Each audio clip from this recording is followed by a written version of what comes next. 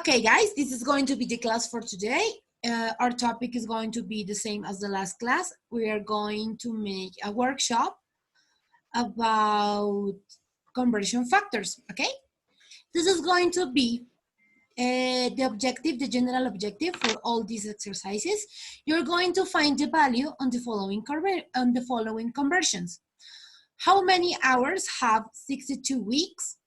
How many cubic feet have 78 cubic inches? How many yards have 1 hectare? A Formula One car has a top speed of 378 kilometers per hour. What is going to be that speed in units of international system? How many ounces have 1 ton? I know you already have questions, but we are going to solve it together, so don't worry about it. And thank you so much for your attention. You're being so kind, and good luck because you're going to need it.